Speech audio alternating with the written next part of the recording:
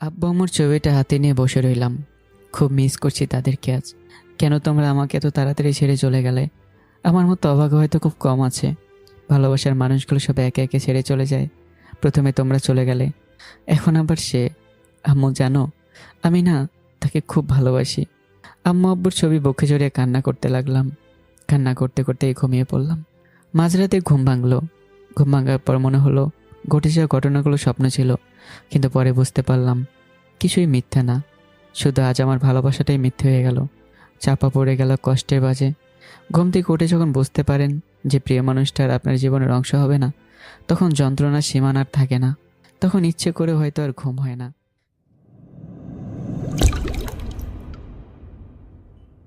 এই ছেলে, প্রত্যেকদিন স্যার ম্যাডামদের সামনে ক্যাম্পাসে সিগারেট খাস কেন? বাবা মা ভদ্রতা শিখায়নি? কি হলো, তোকে আমি কিছু বললাম? এভাবে হবে না, তোর আব্বুর নাম্বার দে। ফোন নাম্বার বন্ধ। আম্মুর নাম্বার দে। 0170854 মেয়েটি ফোন দিল। আমার পকেটের ফোনটা বেজে উঠল। ফোনটা বাইর করে কেটে দিলাম। নিজের নাম্বার দিলি, কোনো ফাসলামি করিস? এটাই আম্মুর নাম্বার। আব্বু আম্মু মারা যাওয়ার পর এটা আমার কাছে। মেয়েটা চুপ হয়ে গেল। কিছুক্ষণ দুজনের মধ্যে নীরবতা চলল। নাম কি? রিয়াদ। শুধু রিয়াদ? আর কিছু নেই? আছে, কিন্তু যাদের দেয়া ছিল তারা না থাকায় ব্যবহার করার প্রয়োজন মনে করি না। বাসায় কে কে আছে? কেউ নেই। মানে? একা থাকি, কেউ নেই আমার। থাকিস কোথায়? কলেজের পিছনে একটা বাসায় থাকি। পড়ালেখা কেমন করে চলে? ফ্রিল্যান্সিং করি, ওটা দিয়ে চলে যায়। কোন ইয়ারে পড়িস? সেকেন্ড ইয়ারে। মেয়েটা কিছুক্ষণ চুপচাপ দাঁড়িয়ে রইল। আপনার সব জানা হয়ে গেছে, এখন আসি বলে আমি চলে আসতে লাগলাম। আমার পরিচয় জানতে চাইবি না? প্রয়োজন মনে করি না। কিন্তু আমার প্রয়োজন আছে। আমি রিমঝিম, অনার্স সেকেন্ড ইয়ারে পড়ি। আচ্ছা, এখন আসি। আচ্ছা যা। ওখান থেকে চলে আসলাম। মেয়েটাকে আমি চিনি, এমনকি কলেজের সবাই চেনে। কলেজের ক্রাশদের মধ্যে রিমঝিমাপু একজন। যেমন সুন্দর দেখতে, তেমন রাগ। কলেজের কত ছেলে তার হাতের জন্য হাসপাতালে গেছে তার হিসাব নেই। রিমঝিমাপুর ভাই পুলিশ কমিশনার, তাই সবাই তাকে ভয় করে চলে। কলেজে যেদিন প্রথম তাকে দেখেছিলাম, কেমন যেন ভালো লেগেছিল, কিন্তু সেটাকে আমি পাত্তা দেইনি, কারণ এসব মায়া জড়ানো আমার পক্ষে সম্ভব না। এসব ভাবতে ভাবতে বাসায় চলে আসলাম। ফ্রেশ হয়ে রান্না করলাম, তারপর খেয়ে ঘুমিয়ে পড়লাম। কারণ খুব কম রাতেই আমি ঘুমাই, কাজের জন্য জেগে থাকা লাগে। সন্ধ্যায় ঘুম থেকে উঠে বাইরে গেলাম, 1 প্যাকেট সিগারেট কিনে নিয়ে আসলাম। সারা রাত জেগে কাটানোর জন্য বক্সে গান আর এই সিগারেট, এটাই আমার সাথী। এরপর দুদিন আর কলেজে গেলাম না। এমনিতে আমি অতটা কলেজে যাই না। যেদিন বাসায় বোরিং লাগে সেদিনই কলেজে যাই। আমার তেমন কোনো ফ্রেন্ড নেই, একা থাকতে ভালো লাগে। অনেকে আমাকে নিজের বন্ধু ভাবলেও আমি ভাবি না, কারণ আমার সবসময় মনে হয় আমি নিজেরই না, অন্য কারো কেমন করে হব। 1 সপ্তাহ পর রাস্তা দিয়ে হাঁটছিলাম, হঠাৎ কারো ডাক শুনতে পেলাম। পিছনে তাকিয়ে দেখি রিমঝিমাপু। ওই শোন, জি বলেন। কলেজে আসিস না কেন? ভালো লাগে না কলেজে। আর কিসের জন্যই বা যাবো? কেন, বন্ধু বান্ধবদের সাথে আড্ডা দিতে যাবি? আমার একা থাকাটাই পছন্দ, তাই বন্ধু বান্ধব পাতাই না। খুব অদ্ভুত কথা বলিস তো দেখছি। আমি এমনি। কাল কলেজে আসবি। দেখি। দেখি না, আসবি। আর তোর নাম্বার আছে, না আসলে ফোন দিয়ে আনবো, দরকার হলে বাসা থেকে টেনে আনবো। আচ্ছা যাব, কিন্তু কেন যাব সেটা বলেন। এমনিতেই আসবি।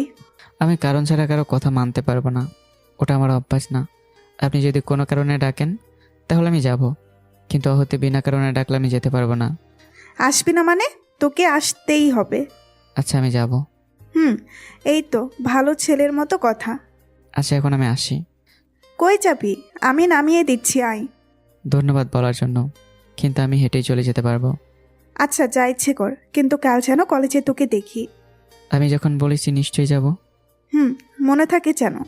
কথাটা বলেই রিমঝিমাপু চলে গেল। আমি বাসায় চলে আসলাম। রাতে খেয়ে ঘুমিয়ে পড়লাম, কারণ আজ কোনো কাজ নেই। এমনিতে আমি কাল কলেজে যেতাম। বাসায় ভালো লাগছিল না। সকালে ঘুম থেকে উঠে ফ্রেশ হয়ে ব্যাগটা গাড়ি নিয়ে বেরিয়ে পড়লাম। কলেজের সামনে একটা চায়ের দোকান, ওখানে গিয়ে চায়ের অর্ডার দিয়ে সিগারেট খেতে লাগলাম। চা খেয়ে কলেজের ভেতরে গেলাম। একটা ক্লাস করে বের হয়ে আসলাম। বাইরে আসতে রিমঝিমাপু সামনে এসে দাঁড়ালো। আপনি? আয়। রিমঝিমাপুর পিছন পিছন যেতে লাগলাম। কি জানি আবার নিজের ভাইকে ডাক দিল নাকি, যদি আবার জেলে দিয়ে দেয় কলেজের আইন ভঙ্গ করার জন্য। এই যে আপু, কোথায় যান? রিমঝিম আপু আমার দিকে একবার তাকিয়ে আবার হাঁটতে শুরু করলো। তারপর মাঠের এক কোনায় গিয়ে বসলো। আমি গিয়ে পাশে দাঁড়িয়ে রইলাম। কি হলো বস? আমি একটু দূরত্ব বজায় রেখে বললাম, এত দূরে গিয়ে বসলি কেন? কাছে এসে বস।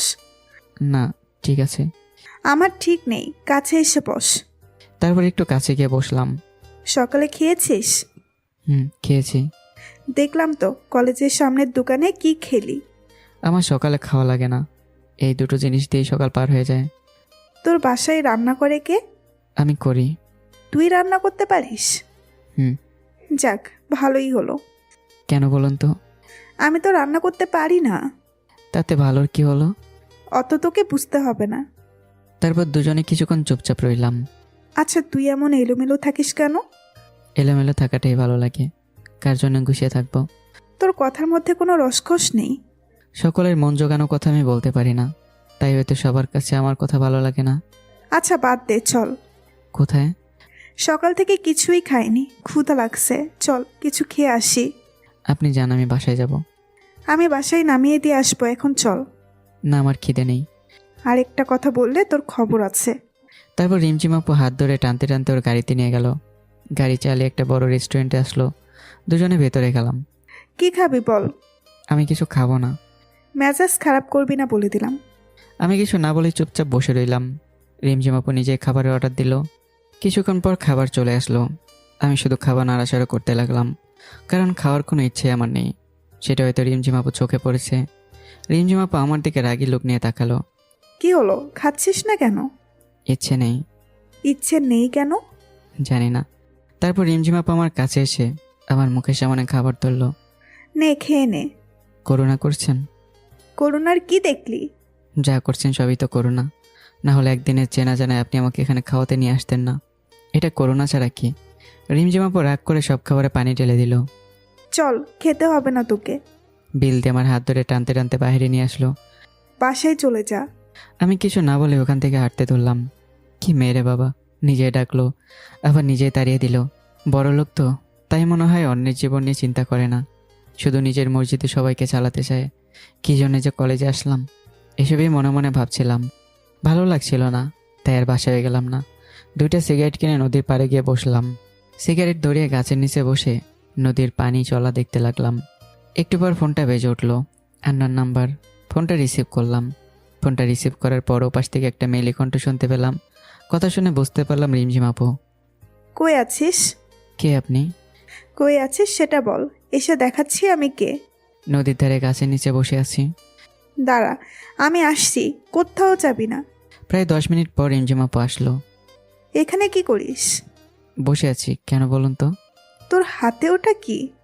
কই, কিছুই তো নয়। সত্যি বল, হাতে কি? সিগারেট। আপু সিগারেটটা নিয়ে ফেলে দিল আমার হাত থেকে। আজকের পর থেকে কোনো দিন যেন আমার সামনে সিগারেট খাওয়া না দেখি। কিছু না বলে চুপ করে বসে রইলাম। বাসায় যাবি না? বাসায় গিয়ে কী করব? বাসায় গিয়ে নাচবি, আর কি করবি? আমার বাসায় যেতে ইচ্ছে করছে না। আপু আমার পাশে বসে পড়লো। তারপর বলল, সরি, তখন তোকে রাগ দেখানোর জন্য। এসব কথা বাদ দেন তো, অভ্যাস আছে, আমি কিছু মনে করিনি। আসলে তুই তখন ওই কথাটা বলার পর মেজাজটা খুব খারাপ হয়ে গেছিল। ভুল তো কিছু বলেছিলাম না। রিমঝিম আপু আমার দিকে তাকালো। কি বললি? আবার বল, কিন্তু এই কথাটা যেন তোর মুখে আর কোনোদিন না শুনি, বুঝলি? বুঝলাম। আপনি বাসায় যাবেন না? যাব, কিন্তু এটা বল, তুই আমাকে আপনি করে বলিস কেন? তাহলে কি বলবো? তুমি করে বলবি। আপনি আমার সিনিয়র, আপনাকে আপনি বলে ডাকাই আমার মনে হয় উচিত হবে। বলছি না আপনি বলবি না, কানে কথা চাই না তোর। রিমঝিম আপুর চিল্লানি শুনে বুকটা কেঁপে উঠল। খুব ভয় পেয়ে গিয়েছিলাম। আচ্ছা, ডাকবো না, আজ থেকে তুমি বলেই ডাকবো। মনে থাকে যেন। অনেকক্ষণ ধরে দুজনে চুপচাপ বসে রইলাম। নদীর ধারে হালকা বাতাস বইছে, খুব সুন্দর লাগছে। জানো রিমঝিম, আমার বাবা মাকে ছোটবেলায় বিকেল করে প্রতিদিন এখানে ঘুরতে নিয়ে আসতেন। মন খারাপ করিস না, দেখবি তোর সাথে এখন থেকে যা হবে সব ভালো হবে। হঠাৎ করে রিমঝিম আপু আমার কাছে মাথা রাখলো। ব্যাপারটা খুব অদ্ভুত লাগলো। আমি চুপ করে রইলাম। আজ থেকে কখনো নিজেকে একা মনে করবি না। এখন থেকে সব সময় আমাকে তোর পাশে পাবি, কথা দিলাম। আমি কিছু না বলে শুধু একটু মুচকে আসলাম। আমার মুখের দিকে তাকিয়ে রিমঝিম আপু বলল, কি হলো, হাসতিস কেন? না, এমনি। চল এখন বাসায় যাব। চলো। রিমঝিম আপু আমাকে রাস্তার মোড়ে নামিয়ে দিয়ে চলে গেল। দোকান থেকে কিছু খাবার কিনে বাসায় গিয়ে ফ্রেশ হয়ে খেয়ে নিলাম। তারপর ল্যাপটপটা নিয়ে কাজ করতে লাগলাম। একটু পর ফোনটা বেজে উঠলো। ফোনটা ধরলাম। কি করিস এখন? এই তো কাজ করছি ল্যাপটপে। খেয়েছিস কিছু? খেয়েছি। ও ভালো, আচ্ছা রাখছি, কাল কলেজে আসবি কিন্তু। ওকে, আসবো। ফোনটা রেখে দিলাম। আবার কালকে কলেজে যাব। যে প্যারা নিলাম, হোদাই সে প্যারা আবার নিতে হবে। কাজ শেষ করে বাইরে বের হলাম না। বাসায় এই দিনটা কাটিয়ে দিলাম। রাতে রান্না করে খেয়ে নিজের কাজ করতে লাগলাম। সকালে ফোনটা বেজে উঠলো। ফোনের নাম্বার না দেখেই কানের কাছে নিলাম। হ্যালো, কে বলছেন? কই রে তুই? বাসায় শুয়ে আছি। এখনো ঘুমাচ্ছিস? কয়টা বাজে খেয়াল আছে? কয়টা? 9টা বাজে, তাড়াতাড়ি কলেজে আয়। না, কলেজে যাব না, ভালো লাগছে না বলে ফোনটা কেটে দিয়ে আবারও ঘুমিয়ে পড়লাম। প্রায় 20 মিনিট পর কলিং বেলে শব্দ পেলাম। আমার বাসায় তো তেমন কেউ আসে না। ঘুম ঘুম চোখে গিয়ে দরজাটা খুলে দিয়েই চমকে গেলাম, কারণ রিমঝিম আপু দাঁড়িয়ে। আরে, তুমি এখানে? তোকে না বলেছিলাম কলেজে আসতে? ভালো লাগছিল না, তাই যেতে চাচ্ছিলাম না। তুমি আমার বাসা চিনলে কিভাবে? কাল তোকে নামিয়ে দিছিলাম, যেখানে ওই রাস্তা দিয়ে আসলাম, তারপর একটা লোককে জিজ্ঞাসা করাই বলে দিল। তোমার এখানে আসাটা ঠিক হয়নি। লোকে কি ভাববে? আর আমি এখানে একা থাকি, বুঝতেই তো পারছো। অত বুঝে লাভ নেই, সর, ভেতরে যেতে দে। আমি কিছু বলার আগে রিমঝিম আপু ভেতরে ঢুকে পড়ল। তোর বাসাটা তো বেশ সুন্দর। আমার আব্বু এটা আমার জন্য রেখে গেছেন। ও ভালো, তাড়াতাড়ি রেডি হয়ে নে, একসাথে খাওয়া দাওয়া করব, খাবার নিয়ে এসেছি।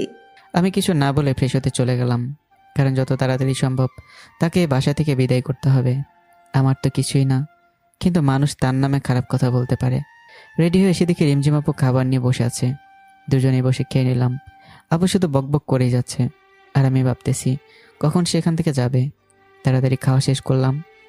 এখন চল তো আমার সাথে। কোথায় যাব? কাজে অফিস, আজ তোকে বিয়ে করব। কি বলছিস সব? তোমার মাথা ঠিক আছে? আমাকে বিয়ে করবি না কেন? আমি কি দেখতে খারাপ? না, সেটা না, কিন্তু তোমার সাথে আমার যায় না। তাই নাকি? কিন্তু আমি যে তোকেই বিয়ে করব। রিমঝিম আপুর কথাগুলো শুনে চোখ আকাশে, একভাবে তার দিকে তাকিয়ে আছি। আরে, ভাবাচাকা খেয়ে গেলি নাকি? আমি তো মজা করছিলাম তোর সাথে। আপুর কথা শুনে কিছুটা স্বস্তি পেলাম। কোথায় যাবে এখন? আজ তোকে গুছিয়ে আনবো। মানে বুঝলাম না। মানে তোর এই চুলের ডালা কাটতে হবে। খারাপ লাগছে দেখতে তোকে। লাগবে না, আমি এরকমই ঠিক আছি। আর একবার লাগবে না বললে থাপ্পড় মেরে গাল লাল করে দিব। আপুর কথা শুনে চুপ হয়ে গেলাম। তারপর দুজনে বেরিয়ে পড়লাম। রিমঝিম আপু গাড়ি চালাচ্ছে, আর আমি চুপচাপ বসে আছি। কি হলো, চুপচাপ বসে আছিস যে? কিছু তো বল। কি বলবো? রিমঝিম আপু সেলুনে গিয়ে আমার চুলের স্টাইল করিয়ে দিল। তারপর দুজনে শপিং মলে গেলাম। এখানে কেন এসছো? শপিং করব। ও আচ্ছা, কি কিনবেন? আবার আপনি বলিস? সরি, আসলে আমার আপনি বলাটাই বেশি ভালো লাগে। আরেকবার বলে দেখিস, দাঁত ভেঙে দেব। আচ্ছা বাদ দাও তো, কি কিনবে তাড়াতাড়ি কেন? আমি নিজের জন্য কিনবো কে বললো? তোর জন্য কিনবো। আমার জামা কাপড় কিনবে কেন? এমনি আমার ইচ্ছে হয়েছে তাই। কিন্তু আমার কিছু লাগবে না। বেশি কথা বলবি না। তারপর রিমঝিম আপু নিজে পছন্দ করে শার্ট প্যান্ট কিনলো। আমি গিয়ে বিল দিয়ে দিলাম। রিমঝিম আপু বিল দিতে গিয়ে ঘুরে আসলো। তোকে বিল দিতে কে বলেছে? আমার জিনিস তাই আমি বিল দিলাম। কেন? আমি কি বলছি তোকে টাকা দিতে? না, এমনি দিলাম। আরেকদিন যদি পাকনামি করিস তাহলে বুঝতে পারবি। চল এখন। রিমঝিম আপু আর কোনো কথা বললো না। রেস্টুরেন্টে গিয়ে আপু কোনো কথা বলছে না, মুখে রাগের ছাপ দেখা যাচ্ছে। রিমঝিম আপু ধীরে ধীরে আমার জীবনটা নিয়ন্ত্রণ করছে। প্রথমের দিকে খারাপ লাগলেও তার শাসনগুলো এখন খুব ভালো লাগে। পুরনো কিছু স্মৃতি জেগে ওঠে। এখনও রাগ করে আছো? কি হলো? সরি, আমি বুঝতে পারিনি সত্যি। হইছে, আর সরি বলতে হবে না। তারপর খাওয়া দাওয়া করে বেরিয়ে আসলাম। এবার বিল দিতে গেলাম না, ফ্রিতে বকা খাওয়ার শখ নেই আমার। রিমঝিম আপু আমাকে বাসায় নামিয়ে দিয়ে চলে গেল। বিকেলে আর বাসা থেকে বের হলাম না, কাজ ছিল তাই। রাতে খাওয়া দাওয়া করে ঘুমিয়ে পড়লাম। সকালে ফোনের রিংটোনে আবার ঘুম ভেঙে গেল। ফোনটা হাতে নিয়ে দেখি আপু ফোন দিয়েছে। হ্যালো আপু, বলো। কই তুই? কেন, বাসায়। তাড়াতাড়ি ক্যাম্পাসে আয়। ফ্রেশ হয়ে কলেজে গেলাম। কলেজে ঢুকতেই অনেকে হা হয়ে তাকিয়ে আছে। নিজেকে কেমন যেন লাগছে, কারণ নিজের স্টাইল চেঞ্জ করেছি। অগোছালো ছেলেটা ফিটফাট হয়ে কলেজে এসছে, তাই হয়তো সবাই তাকিয়ে আছে। আমি রিমঝিম আপুকে খুঁজতে লাগলাম।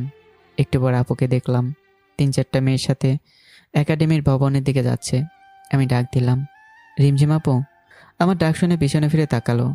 আমি এদের কাছে গেলাম। কোথায় যাও? ছেলেটা কে রে? দেখতে তো খুব কিউট। রিমঝিম আপু তখন তার বান্ধবীদের দিকে রাগি লোকে তাকালো। রিমঝিম আপু তার বান্ধবীদের উদ্দেশ্য করে বলল, তোরা যা, আমি পরে তোদের সাথে কথা বলছি। রিমঝিম আপুর বান্ধবীর আপুর চেহারা দেখে বুঝতে পারছে হাবভাব, তাই কিছু না বলেই চলে গেল। যেতে যেতে রিমঝিম আপুর এক বান্ধবী বলল, এই ছেলে, তোমাকে দেখতে না খুব কিউট লাগছে। রিমঝিম আপু চত্বরে গিয়ে বসে পড়ল। আমি দুজন বসার মতো দূরত্ব রেখে বসলাম। দুজনে চুপচাপ বসে আছি। এত রাগ কিসের কে জানে। আমি তো আজ আপনি করেও বলিনি, কিন্তু রিমঝিম আপুকে রাগি লোকে অনেক কিউট লাগে। আমি কিছুদিন লক্ষ্য করেছি, রিমঝিম আপু রাগলে গাল রুদ্র লাল হয়ে যায়। আপু আজ এত রেগে কেন? কি হলো বলছো না যে? আমি তো আজ আপনি করে বলেও নি, তাহলে রাগ করে আছো যে? তোর কি কেউ আসবে? আমার আবার কে আসবে? তাহলে মধ্যে যে এত বড় জায়গা ফাঁকা রেখে বসে আছিস কেন? আরে পাশে বসলে সবাই নেগেটিভ মাইন্ড করবে, কেউ ভাববে না যে তুমি আমার আপু লাগো। রিমঝিম আপু আমার কলার ধরে নিজের পাশে টেনে বসালো।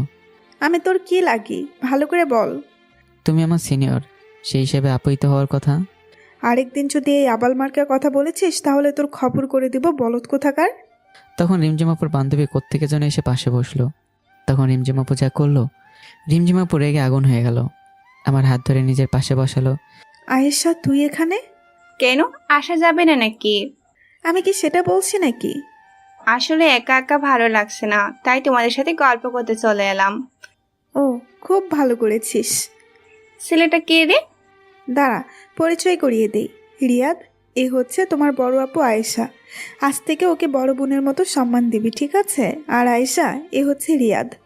আজ থেকে ওকে নিচের ভাইয়ের মতো দেখবি। কি বলিস এসব? ঠিকই তো বললাম। আমি শুধু ওদের কথাই শুনছি। তারপর আয়েশা আর রিমঝিম আপুকে সাইডে নিয়ে গেল। দুজনে কি যেন কথা বলছে, কিন্তু দূর থেকে যা বুঝলাম খুব ঝগড়া করছে। এক পর্যায়ে রিমঝিম আপু কি যেন বলল, আর আয়েশা আপু ওখান থেকে চলে গেল। আপু তখন আমার কাছে আসলো। এতক্ষণ লাগে আসতে? কি কথা বললা? চুপচাপ পাশে বসে পড়লো। কি হলো, কিছু বলছো না যে? শোন, কাল থেকে তুই কলেজে আসবি না। আসবো না কেন? তাহলে আয়েশা তোর সাথে কথা বলতে পারবে না। কিন্তু কথা বললে কি সমস্যা? সমস্যা আছে, ওর কথা বলার দরকার নেই। আমি কথা না বললেই তো হলো, তাতে কলেজে না আসার কি হলো? সেটাও কথা, তুই আয়েশার সাথে কথা বলবি না, এমনকি কোনো মেয়ের সাথে কথা বলবি না, ঠিক আছে? আর যদি দেখি তাহলে তোর একদিন কি আমার একদিন। কি বলবো ভেবে পাচ্ছি না। রিমঝিম আপুর এমন আচরণ আমায় বেশ অবাক করেছে। কি হলো, কি কথা বল, মনে থাকবে তো? থাকবে। এই তো ভালো ছেলে, এখন ক্লাসে যা। রিমঝিম আপু নিজের ক্লাসে চলে গেল, আমি আমার ক্লাসে গেলাম। এভাবে বেশ কয়েকদিন পার হয়ে গেল। রিমঝিম আপু আমার জীবনটাকে নিজের মতো করে চালাতে শুরু করলো, যেমন কোনো আপনজন করে। এসব করার অধিকার আমি রিমঝিম আপুকে অনেক আগেই নিজের মন থেকেই দিয়ে দিছি। কারণ আমি মনে মনে রিমঝিম আপুকে অনেকটা ভালোবেসে ফেলেছি। নিজের এই মনটাকে অনেকবার বোঝাতে চেষ্টা করেছি, তার সাথে আমার যায় না, কিন্তু মনটা মানেনি, ছুটে গেছে তার কাছে। আমি জানি আমি যেদিন রিমঝিম আপুকে আমার ভালোবাসার কথা বলবো, সেদিন হয়তো সব শেষ হয়ে যাবে। আর আমি সেটা চাই না, তাই আমি তাকে নীরবেই ভালোবেসে যাব। কখনো তার কাছে নিজের ভালোবাসার দাবি নিয়ে যাব না। হয়তো শেষে আমার ভালোবাসাটা এক কোণে পড়ে রয়ে যাবে। কথাগুলো ভাবতে ভাবতে মনটা খারাপ হয়ে গেল। কি রে, মন খারাপ করে এভাবে বসে আছিস কেন? কই না তো। মিথ্যা বলবি না। তেমন কিছু না আপু। আচ্ছা বাদ দে, আয় তোর সাথে একজনকে পরিচয় করিয়ে দেই। আমি রিমঝিম আপুর সাথে গেলাম। রিমঝিম আপু কাকে যেন ফোন দিয়ে ডাকলো। একটু পর একটা ছেলে বাইক নিয়ে আসলো। হাই, কেমন আছেন? রিয়াদ, এ হলো রনি, আমার কাজিন। আর রনি, এ হলো রিয়াদ। হ্যালো, তুমি তাহলে রিয়াদ? আপনি আমাকে চেনেন? না, কিন্তু রিমঝিমের মুখে তোমার কথা অনেক শুনেছি। এই বয়সে তুমি একাই চলাফেরা করো, এটা অনেক ভালো ব্যাপার, সবাই পারে না। আমার আব্বু একটা কথা বলতেন, পাশে যখন কেউ থাকবে না তখন নিজে উঠে দাঁড়াতে হয়। উঠে দাঁড়ানোর সময় কাউকে পাশে পাবে না, তাই নিজে নিজে চলতে শিখতে হবে। আর আমি একাই চলতে শিখে গেছি। সামনের দিনগুলোতেও একাই হয়তো থাকতে শিখে যাব। কথাটা বলার পরে রিমঝিম আপু আবার আমার দিকে তাকালো। তারপর তিনজনে বসে অনেক কথা বললাম। রিমঝিম আপু রনির বাইকে করে বাসায় চলে গেল, আর আমি আমার বাসায় চলে আসলাম। রনি নাকি এখন থেকে আমাদের কলেজেই পড়বে। পরদিন ঘুম থেকে উঠে ফ্রেশ হয়ে কলেজের দিকে বেরিয়ে পড়লাম। কলেজে ঢোকার আগে চায়ের দোকানে গেলাম। কাপ চা অর্ডার দিলাম। চা আসতে আসতে একটা সিগারেট কিনে ধরালাম। এর মধ্যে রিমঝিম আপুর ফোন। হ্যালো। কই তুই? এই তো যাচ্ছি। তাড়াতাড়ি আয়। স্যার সিগারেট খেয়ে কলেজে গেলাম। রিমঝিম আপু মাঠের এক কোণে বসে আছে। আমি রিমঝিম আপুর থেকে একটু দূরে গিয়ে বসলাম। রিমঝিম আপু আমার কাছে চেপে বসলো। আমি চুপচাপ আছি। তোকে কতবার বলেছি সিগারেট খাস না? তুমি হয়তো একদিন চলে যাবে, কিন্তু এটাই হয়তো আমার পাশে থেকে যাবে। আমার কথাটা শুনতে পেয়ে কিছুক্ষণ চুপচাপ আমার দিকে তাকিয়ে রইল। তুই কি কিছুই বুঝিস না? কেন? কি আবার বুঝলাম না। কিছু না। রিমঝিম আপু মন খারাপ করে বসে রইল। আমি চুপচাপ তার মায়াবী মুখটা দেখতে লাগলাম। তারপর আপু উঠে কিছু না বলেই চলে যেতে লাগলো। আমি পেছনে থেকে ডাক দিলাম, কিন্তু শুনলো না। নিজের গাড়িতে গিয়ে বসলো। আমি গাড়ির সাইডে দাঁড়িয়ে রইলাম। কিছুক্ষণ পরে গাড়ির গ্লাস খুললো। চোখ দুটো লাল হয়ে আছে। ওঠ, বাসায় নামিয়ে দেই।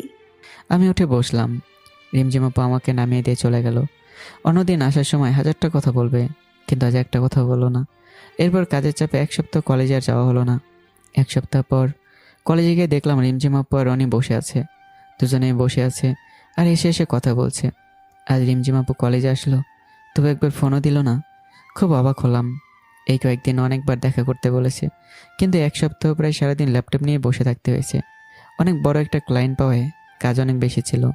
আমি ভাবলাম হয়তো ভাবছে আমি কলেজে আসবো না, তবুও একটা ফোন তো দিতে পারতো। আমি ওদের না দেখার ভান করে ক্লাসে যেতে লাগলাম। তখন পিছন থেকে রিমঝিম আপু ডাক দিল। আমি ওদের কাছে গেলাম। কেমন আছিস? ভালো আপু, তুমি? ভালো। বস এখানে। ওদের থেকে একটু দূরত্ব বজায় রেখে বসলাম। ওরা দুজনে কথা বলছে, আমি চুপচাপ ফোন টিপছি। এর মাঝে রিমঝিম আপু আমার সাথে একটা কথাও বলেনি। ব্যাপারটা খুব খারাপ লাগলো। অন্যদিন কলেজে না আসলে ডেকে এনে ঘন্টার পর ঘন্টা কথা বলতো, আর আজ পাশে বসে আছি, তা মুখ ফুটে একটা কথা বলছে না। এক সপ্তাহে এতটা বদল। তোমরা একটু কথা বলো, আমি স্যারের সাথে কথা বলে আসি। রিমঝিম আপু উঠে চলে গেল। জানো রিয়াদ, রিমঝিমের মতো মেয়ে পাওয়া ভাগ্যের ব্যাপার। মানে বুঝলাম না। তুমি জানো না রিমঝিম আর আমার বিয়ে ঠিক হয়ে আছে। আমাদের পরীক্ষা শেষ হলে বিয়ে দেওয়া হবে। রনির কথাটা শুনে বুকের ভেতরটা কেমন যেন করতে লাগলো। চোখ মুখ অন্ধকার হয়ে গেল। জানতাম এমন কিছুই হবে, কিন্তু এত তাড়াতাড়ি হবে তা বুঝতে পারিনি। খুব খারাপ লাগছিল। কী করব বুঝতে পারছি না। এক নিমিষে মনে হয় সব শেষ হয়ে গেল। মনে হয় রনির কথাগুলো কোনো স্বপ্ন। কি হলো রিয়াদ, তুমি ঠিক আছো তো? এমন অস্থির লাগছে কেন তোমাকে? কই, আমি তো ঠিকই আছি। না মানে খুব অস্থির হয়ে আছো। আসলে বাসায় যেতে হবে তাড়াতাড়ি, তাই একটু তাড়াহুড়োর মধ্যে আছি। ও আচ্ছা। আচ্ছা আমি চলে যাই। রিমঝিমা পা আসলে বলে দিন আমি চলে গেছি। এখনই চলে যাবে? রিমঝিম আসুক। না, একটা বড় ক্লায়েন্ট নক দেওয়ার কথা আছে, আমাকে যেতেই হবে। আচ্ছা তাহলে যাও। আমি ওখান থেকে বাসায় চলে আসলাম। বাসায় এসেই আব্বু আম্মুর ছবিটা হাতে নিয়ে বসে রইলাম। খুব মিস করছি তাদেরকে আজ। কেন তোমরা আমাকে এত তাড়াতাড়ি ছেড়ে চলে গেলে? আমার মতো অভাগা হয়তো খুব কম আছে। ভালোবাসার মানুষগুলো সব একে একে ছেড়ে চলে যায়। প্রথমে তোমরা চলে গেলে, এখন আবার সে। আম্মু জানো, আমি না তাকে খুব ভালোবাসি। আপুর সাথে থাকলে তোমার কথা খুব মনে পড়ে।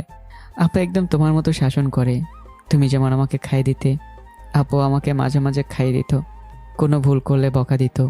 তুমি যেমন আমাকে একা করে ছেড়ে গেলে, সেও চলে যাবে একদিন।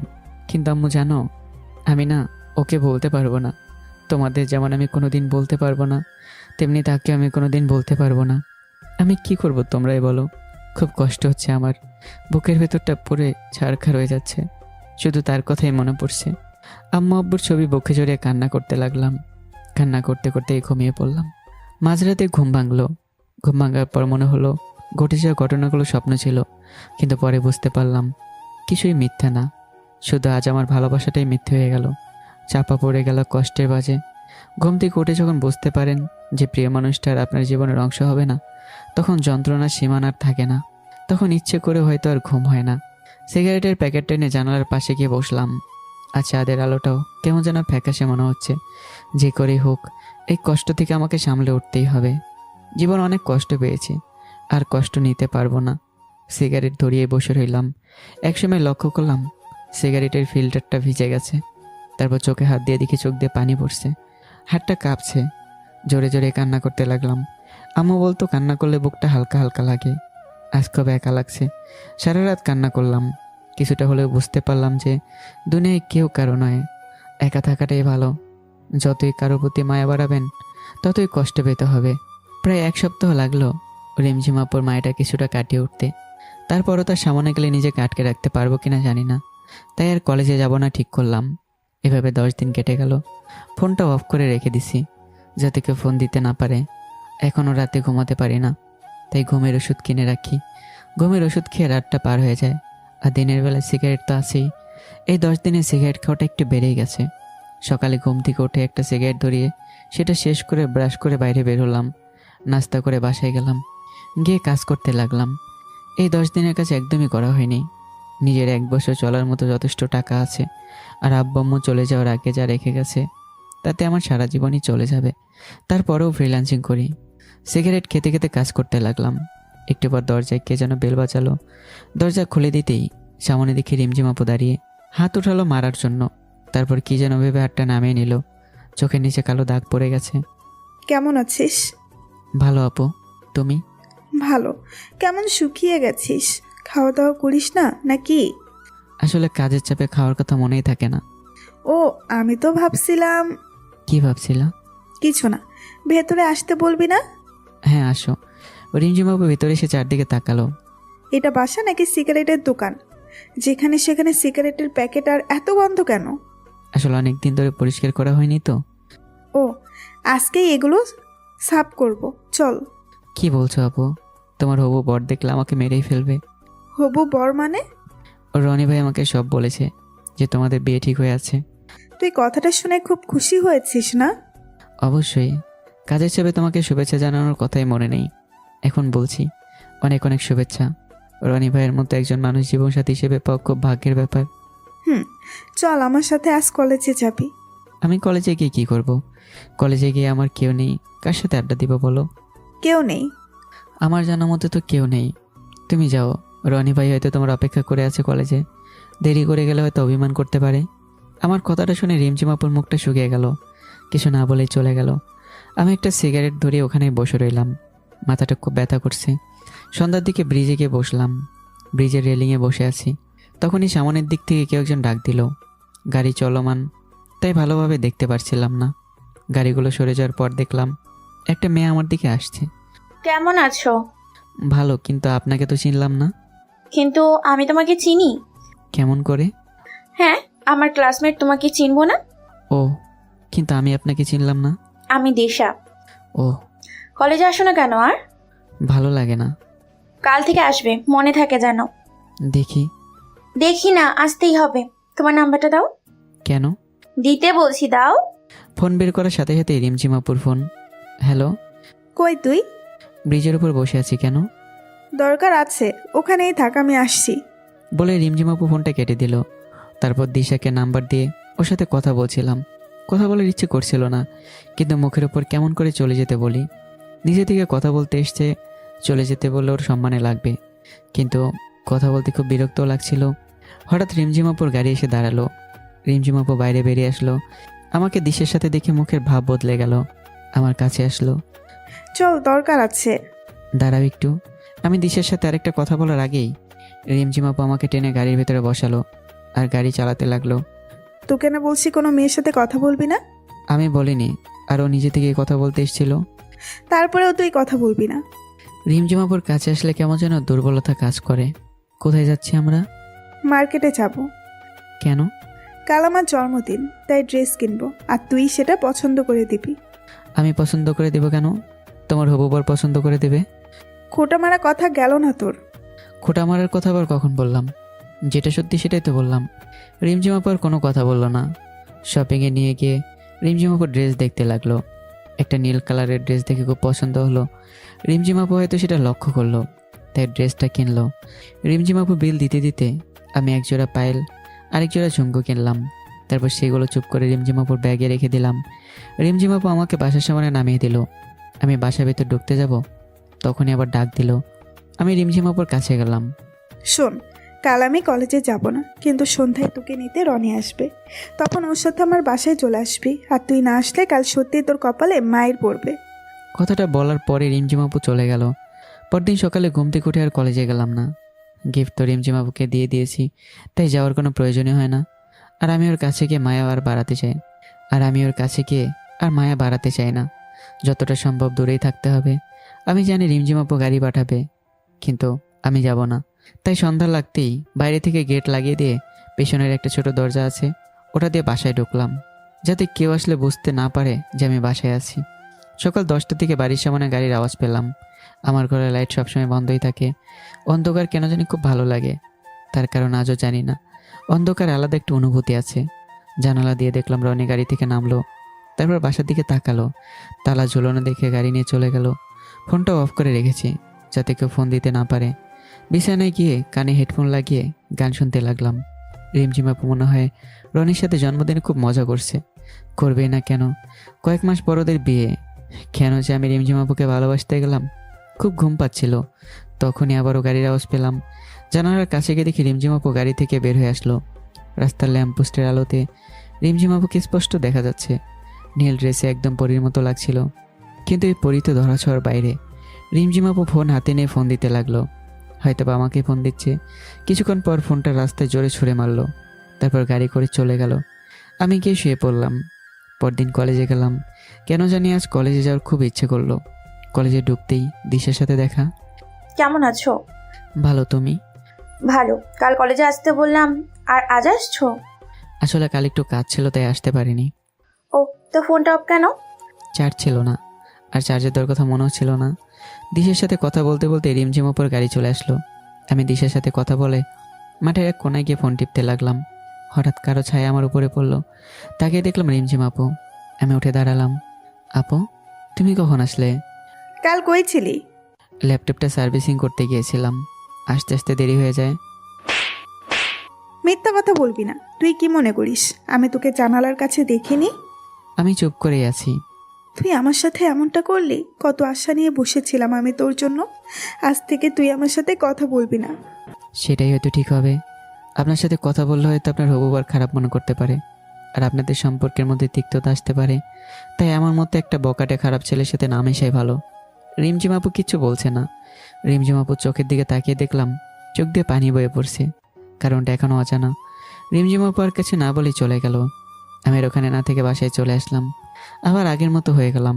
সেই কলেজে গিয়ে আগের মতো সিগারেট খাওয়া, কারো পরোয়া না করা, একা চলা, কোনো মায়ে না জড়ানো। 3 দিন পর মাঠের এক কোনায় বসে নোট করছিলাম, সাথে একটা সিগারেট খাচ্ছিলাম। তখন দেখলাম রিমঝিম আপুর গাড়ি এসে মাঠের মাঝখানে দাঁড়ালো। রিমঝিম আপু গাড়ি থেকে বেরিয়ে আসলো, হয়তো আমাকে দেখতে পাইনি। আমি নিজের মতো করে নোট করতে লাগলাম। কিছুক্ষণ পর সামনের দিক থেকে দেখি রিমঝিম আপু আমার দিকে তাকিয়ে আছে। চোখ মুখ শুকিয়ে গেছে, চোখের নিচে কালো দাগ। রিমঝিম আপুকে দেখে একবার সিগারেট ফেলে দিতে চাইলাম, কিন্তু কি যেন মনে হলো, ফেলে না দিয়ে মাথাটা নিচু করে নোট করতে লাগলাম। রিমঝিম আপু সেখান থেকে চলে গেল। আমি একটু পর বাসায় চলে আসলাম। এরপর প্রতিদিন কলেজে গেলাম রিমঝিম আপুকে একটু আড়াল থেকে দেখার জন্য। প্রতিদিন নিজের মনকে বলি কাল আর যাব না, কিন্তু পরদিন ঠিকই কলেজে চলে যাই। রিমঝিম আপু কলেজে আসে, চুপচাপ মনমরা হয়ে বসে থাকে।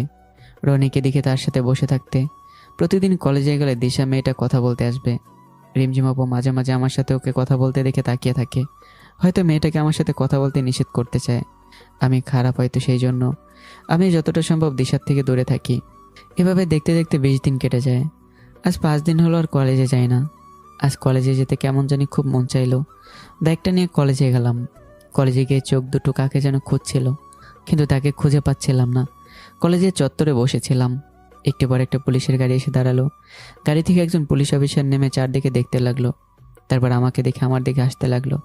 বুকের ভেতরটা কেমন যেন করছিল, মনে হচ্ছিল দৌড়ে পালিয়ে যাই, কিন্তু আমি তো কোনো দোষ করিনি, তাই চুপচাপ বসে রইলাম। পুলিশ অফিসারটি আমার কাছে আসলো। তোমার নাম রিয়াদ? জি স্যার। তোমাকে আমার সাথে যেতে হবে, চলো। কিন্তু কেন? আর আপনি কে? আমি রিমঝিমের ভাইয়া। ও, কিন্তু কেন যাব? গেলেই বুঝতে পারবে। কিন্তু কোথায়? আমাদের বাসায়। আচ্ছা চলুন। রিমঝিম আপুকে দেখার খুব ইচ্ছে করছিল, আর মনে মনে খুব ভয় হচ্ছিল। রিমঝিম আপু কি এমন করলো যে রিমঝিম আপুর ভাই আমাকে তাদের বাসায় নিয়ে যাচ্ছে? কিছুক্ষণ পর রিমঝিম আপুদের বাসায় গিয়ে পৌঁছালাম। বাসার ভেতরে গেলাম। রিমঝিম আপুর ভাই আমাকে বসতে বলে কোথায় যেন গেলেন। আমি সোফায় বসে রইলাম। কিছুক্ষণ পর 2জন মহিলা আসলেন। একটি পর রিমঝিম আপুর ভাইয়া আরেকজন লোক ওপর থেকে নেমে আসলেন। হয়তো মহিলাদের মধ্যে একজন রিমঝিম আপুর মা আর আরেকজন ভাবি। আর রিমঝিমাপুর ভাইয়ের সাথে লোকটি হয়তো তার বাবা। সবাই আমার সামনে বসলেন। আমি ভয়ে কুকড়ে মুকড়ে যাচ্ছিলাম। তাহলে তুমি রিয়াদ? জি, কিন্তু আপনারা আমাকে কি করে চিনেন? রিমঝিম বলেছে, এমনকি তোমার ব্যাপারে সব জানি আমরা। তুমি কি জানো, যেদিন তুমি রিমঝিমের বার্থডেতে আসনি সেদিন ও বাসার সব জিনিসপত্র ভেঙে ফেলে। এত রাগ? তোমার কথা ও প্রত্যেক দিন আমাদের কাছে এসে বলতো, আমার মেয়েটা জীবনে যা কিছু চেয়েছে তা এনে দিয়েছি, কিন্তু শেষমেশ যা চাইলো তা আমার এনে দেওয়ার ক্ষমতা নেই। কি চেয়েছে আপু? শুধু তোমাকে চেয়েছে। আমাকে মানে? তোমাকে। আমার মেয়েটা যে তোমাকে পাগলের মতো ভালোবাসে।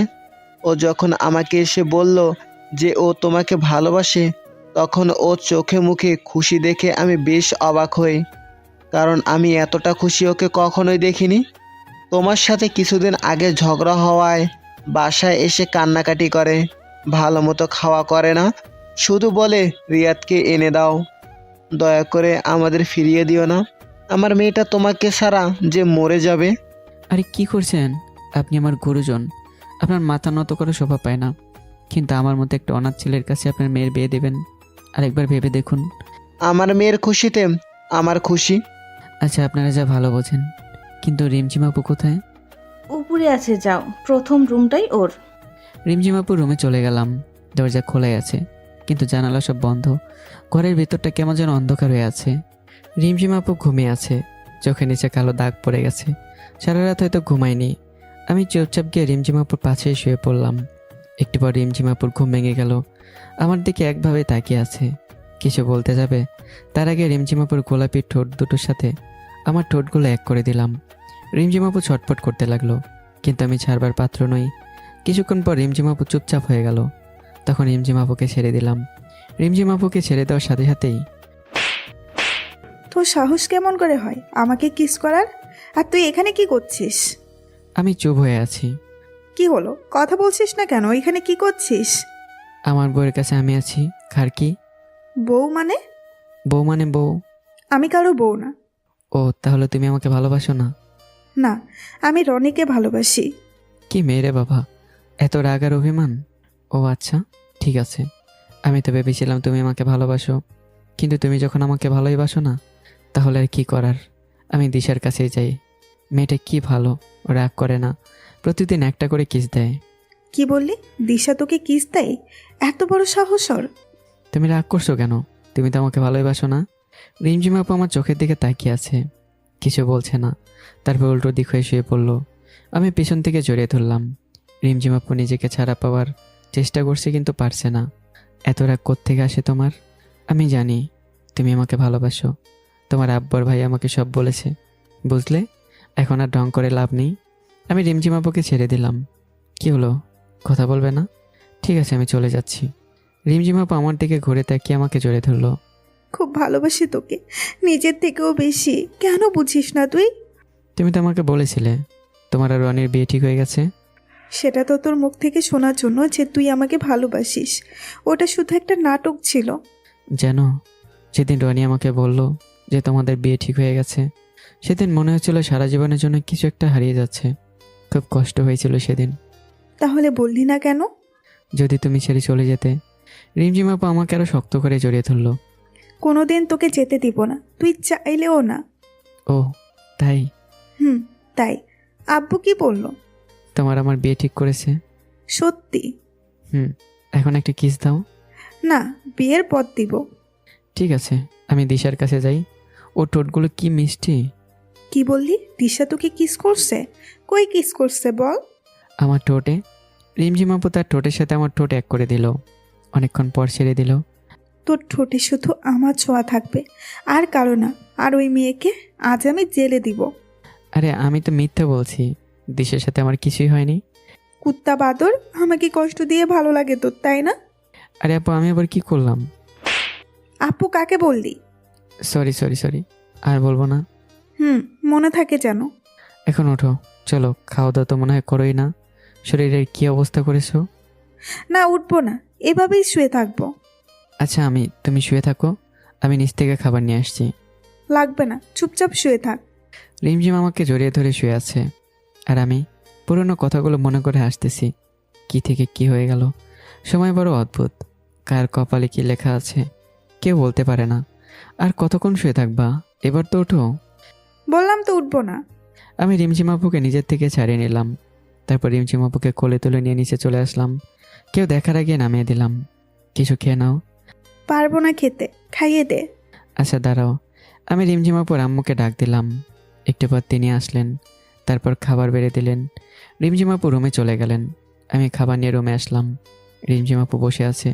কি হলো, চলে আসলা যে? এমনি খাইয়ে দাও। আমি রিমঝিম আপুকে খাইয়ে দিলাম।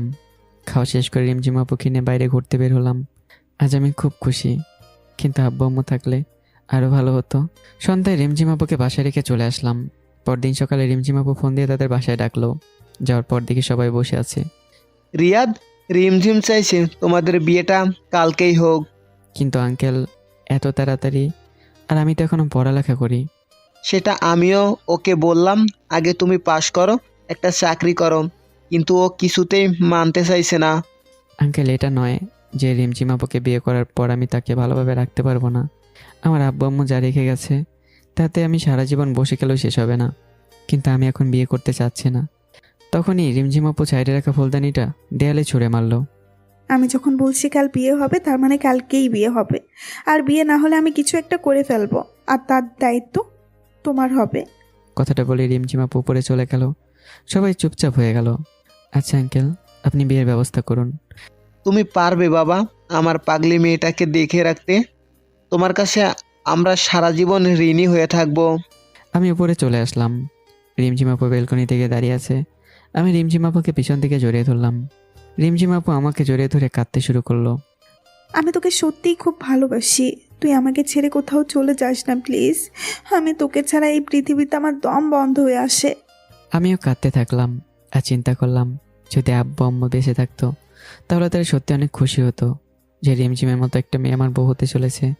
হঠাৎ করে রিমঝিম আপু আমাকে বলল, আচ্ছা, আমি না তোকে বলেছিলাম যে এই পৃথিবীতে তুই শুধু আমার? আর আমার সে স্বপ্ন পূরণ হতে চলেছে। কালকে সকালে তো আমাদের বিয়ে, তাই না? আমি একটু মজা করেই বললাম, না, তোমাকে কি বিয়ে করবে? তুমি তো আমার থেকে সিনিয়র। আমি এটা করব না। কথাটা শুনেই রিমঝিম আপুর চোখ মুখ লাল হয়ে গেল। তখন আমি একটা মুচকি হাসি দিয়ে বলতে থাকি, রিমঝিম, তোমাকে রাখলে কিন্তু আরও সুন্দর লাগে। যা, তুই আমার সাথে কথা বলবি না। আমি তোর কেউ না, আমার কাছে কেন এসেছিস? যা, চলে যা। আচ্ছা, আমি তোমার সাথে একটু মজা করছিলাম। তুমি কি জানো না এই পৃথিবীতে তুমি আমার সব কিছু? থাক, আর ন্যাকামি করতে হবে না। আমি বুঝে গেছি তুই সত্যি সত্যি আমাকে ভালোবাসিস না। আমি হয়তো তোকে আমার হৃদয় দিয়ে ভালোবাসি। আচ্ছা, তুমি বাদ দাও তো এইসব। জীবন অনেক দিন একা কাটিয়েছি। হঠাৎ করে তুমি আমার জীবনে এসেছো। এখন কি আমি তোমাকে ছেড়ে দেবো নাকি?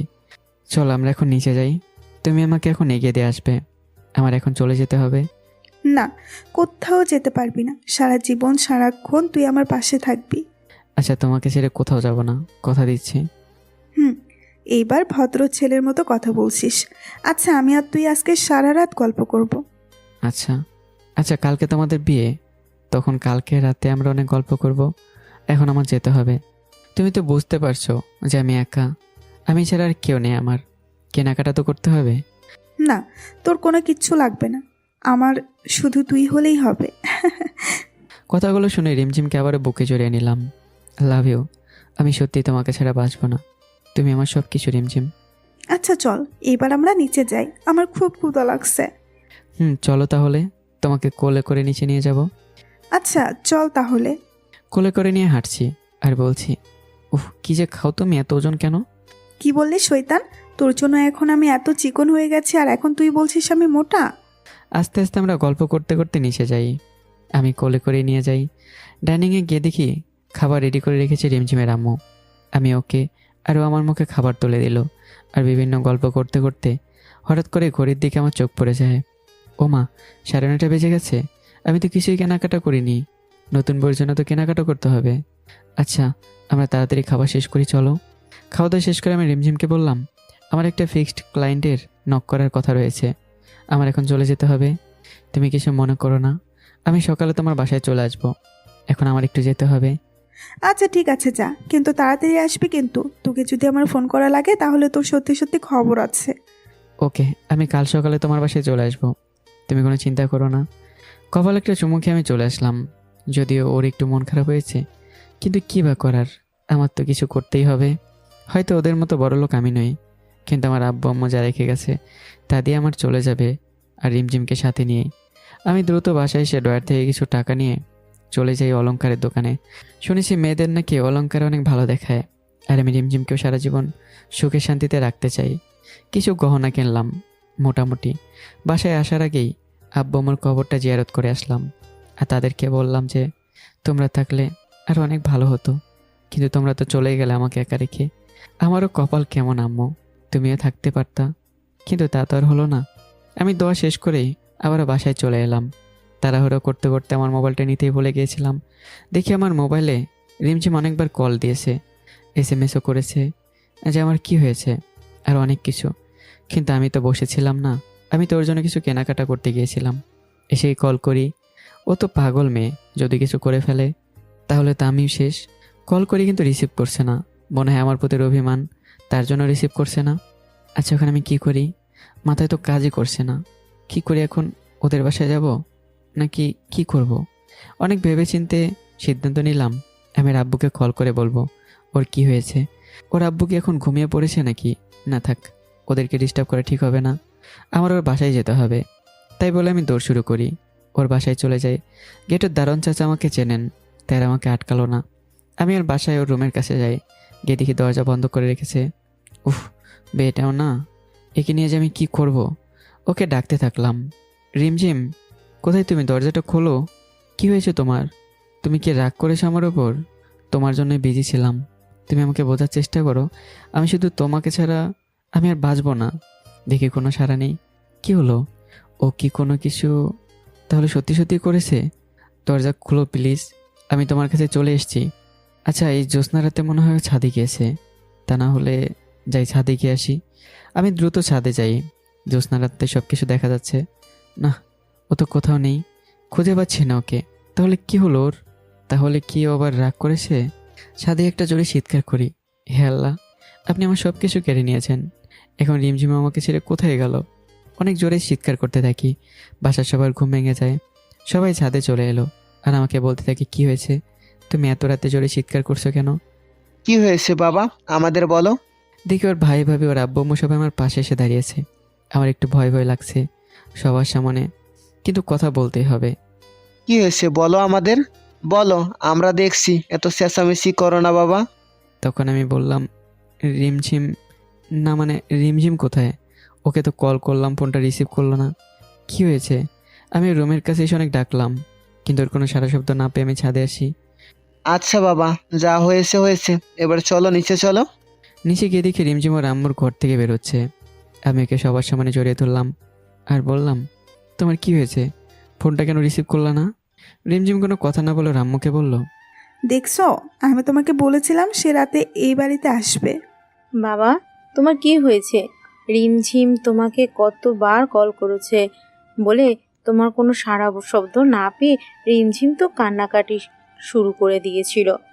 না মানে এমনি, আমি একটু বাইরে গিয়েছিলাম, কিন্তু আমার মোবাইলটা নিতে ভুলে গিয়েছিলাম, তার জন্য কলটা ধরতে পারিনি। এই, তুই কোনো কথা বলবি না, তোকে কতবার কল করছি, তোর কোনো মায়া দয়া নাই? আচ্ছা বাবা, সরি সরি। না, তোর কোনো সরি টরিতে কাজ হবে না, তুই যা, তোর দরকার নেই। সে যে রাগ করেছে তার চোখ দেখে বোঝা যাচ্ছে। আন্টি কি হয়েছিল, কেন আপনার রুমে? আচ্ছা বাবা, ও বলেছিল কালকে সকালে নাকি ওর বিয়ে, তার জন্য ও আজকে রাতে আমার কাছে ঘুমাতে চায়, তাই আমি ওকে আমার কোলে নিয়ে ঘুমিয়েছিলাম। ও আচ্ছা ঠিক আছে, কিন্তু মোবাইলটা তো রিসিভ করলো না কেন? ওই, তুই কোনো কথা বলবি না, তোর ফোন ধরবো না, তুই আমাকে ভালোবাসিস না, তুই যা তো। আচ্ছা আমি সত্যি সরি, আর এমন হবে না। আচ্ছা বাবা, তুমি ওকে নিয়ে যাও তো, ওকে তুমি ছাড়া আর কেউ বুঝাতে পারবে না। আচ্ছা চলো আমার সাথে। না, আমি তোর সাথে যাব না। আমি এবার জোর করে ওকে কোলে তুলে রিমঝিমের রুমে নিয়ে গেলাম। আচ্ছা হয়েছে বাবু। তুই আমার সাথে এমনটা করিস কেন? তুই জানিস না আমি তোকে ছাড়া কিছু চাই না, শুধু তুই আমার। আর কখনো এমনটা হবে না। এবার তোমার পাটা একটু দাও তো প্লিজ। আমি রিমঝিমকে বেডে বসিয়ে দিলাম। এই যে, আমি পকেট থেকে পায়েলটা বের করে রিমঝিমকে পরিয়ে দিলাম। এরপর বললাম যে তুমি একটু এদিকে আসো তো। ও আসলো। আমি তখন রিমঝিমকে গলায় নেকলেসটা পরিয়ে দিলাম। রিমঝিমকে অনেক সুন্দর লাগছে। রিমঝিম খুব খুশি হয়ে বলল, তুই এসব কোথায় পেলি? আমি এতটা গরিব না, আব্বু আম্মু যা রেখে গেছে তাতে আমাদের দুজনের অনেক ভালো চলে যাবে। আজকে আমরা সারা রাত গল্প করব, তোকে ছাড়া না আমি থাকতে পারি না। পরে আমরা অনেক গল্প করি। রিমঝিমের চোখে চোখ রাখতে পেরে আমি সত্যি খুব খুশি। সকাল হলো। মোটামুটি তেমন আয়োজন ছাড়াই আমাদের বিয়েটাও হলো। কারণ আমার একটু বয়স কম, আর তাছাড়া আমার তো আপন তেমন কেউ নেই। এখন রিমঝিমের পরিবার আমার সব কিছু। যেমনটা রিমঝিম আমার কাছে আমার সব কিছু। রিমঝিমের ভাই থানা থেকে এসে আমাদের বিয়ের সব ব্যবস্থা করবেন। রিমঝিমের ভাবি সকালে কোথায় যেন গিয়েছিল, হয়তো রিমঝিমের ভাইয়ের সাথে। হঠাৎ করে তারা চলে এলেন। দেখে অনেক কেনাকাটা করে এসেছে তারা। তখন 12টা বেজে গিয়েছিল। আমি রিমঝিম একটু বাইরে গিয়েছিলাম। অনেকদিন একসাথে বাইরে যাওয়া হয় না, তাই রিমঝিমও রাজি হলো, বলল যে হ্যাঁ চলো তাহলে। আমরা বাইরে গিয়ে অনেক ঘোরাঘুরি করলাম। বাসায় সেদিকে সব কিছু গোছানো। পরে আমি রিমঝিম ওর পরিবার একসাথে কাজে অফিসে গেলাম। আমার বিয়েটা বাসায় হচ্ছে না, কারণটা সকলেই জানেন। কাজী সাহেব আমাদের বিয়েটা সম্পন্ন করলেন। রিমঝিম কবুল বললে আমিও কবুল বলি। আমাদের নতুন জীবন শুরু করতে যাচ্ছি। রিমঝিমের পরিবারটা অনেক খুশি আমাকে তাদের একমাত্র জামাই হিসেবে পেয়ে। আস্তে আস্তে রাত হয়ে আসলো। এখন আমাদের বাসর রাত। রিমঝিমকে আগে ওর ভাবি রুমে রেখে এসেছিল।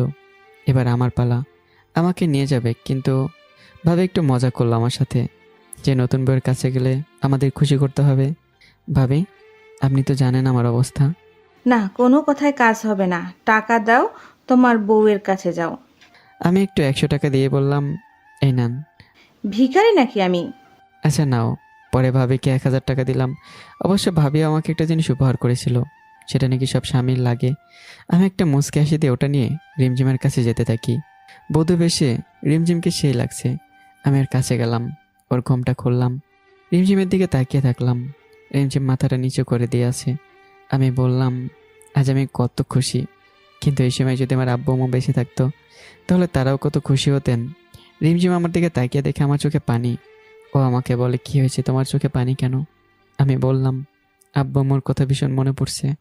ওনারা থাকলে তোমাকে দেখে অনেক খুশি হতেন, কিন্তু তা তো আর হলো না। চলো আমরা তাহলে এখন তোমার আব্বু আম্মুর কবরটা জিয়ারত করে আসি, আমাদের নতুন জীবনের জন্য তাদের কাছে থেকে আশীর্বাদ নিয়ে আসি। চলো। পরে ওর গাড়িতে করে আমি আরও চলে গেলাম আব্বু আম্মুর কবরের কাছে। সেখানে গিয়ে আমরা দুজনে মিলে আমাদের নতুন জীবনের জন্য দোয়া চাইলাম। আব্বু আম্মুর কাছ থেকে পরে আমরা বাসায় চলে আসলাম। আবার ওর ঘরে গেলাম। আমরা দুজনে ফ্রেশ হয়ে আমাদের জীবনে যা যা হয়ে গেছে সেটা আমরা শেয়ার করতে থাকি, আর হাসি ঠাট্টা সব করতে থাকি। রিমঝিম একটু পর যেন চুপ হয়ে গেল। আমি তো বুঝতে পারছি রিমঝিম কী চায়। আমি রিমঝিমকে একটা কিস করলাম। আমাদের বৈবাহিক জীবনের প্রথম রাতটা আমাদের খুব ভালো লাগছিল। পরে আমরা হানিমুনে যাবো এটাও ঠিক করা হলো। যে আমরা কোথায় যেতে চাই, রিমঝিম বলে ও বাইরে কোনো দেশে যেতে চায় না, ও কক্সবাজার যেতে চায়। কারণটা পরেই বলছি। আমিও বললাম, আমরা তাহলে কক্সবাজারই যাই। ওর ভাইয়ের সব কিছু ব্যবস্থা করে দিল। আমরা ওখানে গিয়ে অনেক মজা মাস্তি করলাম। আমার নদীর কাছে যেতে ভীষণ ভালো লাগতো, তার জন্য রিমঝিম কক্সবাজারে যেতে চেয়েছিল। আমাদের বিয়েটা তো হুট করে হয়ে গেল। এমনিতে আমার কেউ ছিল না, আমার দায়িত্বটা এবার রিমঝিমেই নিতে পারবে। আমার অগোছালো জীবনটা পরিপূর্ণ রূপ দিল যেন রিমঝিম। পরে আস্তে আস্তে আমাদের ভিতর সব কিছু চেঞ্জ হয়ে যায়। নতুন জীবনে আমরা খুবই ভালো আছি, কিন্তু আমি তো বেকার ছিলাম। একটা চাকরি দরকার ছিল আমার। রিমঝিমের ভাই একটা চাকরির ব্যবস্থাও করে দিয়েছিল। এভাবে হাসি ঠাট্টা আর ভালোবাসায় কখন যে দিনকাল চলে গেল বুঝতেই পারলাম না। নিয়ম করে অফিসে যাওয়া, তারপর বাড়িতে এসে রিমঝিমের ভালোবাসায় যেন এক হৃদয় বিতারক। এর মাঝে হঠাৎ একদিন দিশার সাথে দেখা।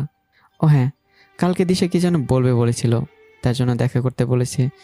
যদিও আমি মানা করেছিলাম, তবু ওর জেদের কাছে হার মেনে বলেছিলাম ঠিক আছে। পরদিন, আচ্ছা, আমরা একসাথে একটা কফি খেতে পারি কি? পারি, কিন্তু আমার না ভালো লাগছে না, কেমনটা যেন মনে হচ্ছে। কেন, কি হয়েছে? কেমনটা মনে হবে? আমরা তো বন্ধু, চলো। তোমার সাথে অনেকদিন পর দেখা হয়েছে আমার, এখন আমার সাথে একটা কফি না খেলে হবেই না।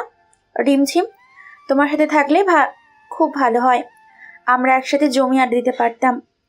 তা হতো, কিন্তু এখন তো নেই, তাই আমরা এখন জমি আড্ডা দেব। আচ্ছা দিশা, আমি না তোমার কথা বুঝতে পারলাম না। তোমার আব্বা আম্মা মারা গেল, আর তুমি তো কম বয়সে তোমাদের এত বড় কোম্পানির দায়িত্ব নিতে গেলে কেন? তুমি তো বিয়ে করতে পারতে। সে কপাল কি আমার আছে? রিয়াদ, তুমি তো জানো আমি কলেজে থাকতে একটা ছেলেকে খুব ভালোবাসতাম, কিন্তু হলো না রে। ওকে ভালোবাসার অধিকার আমার হলো না, ও অন্য কারো হয়ে গিয়েছিল।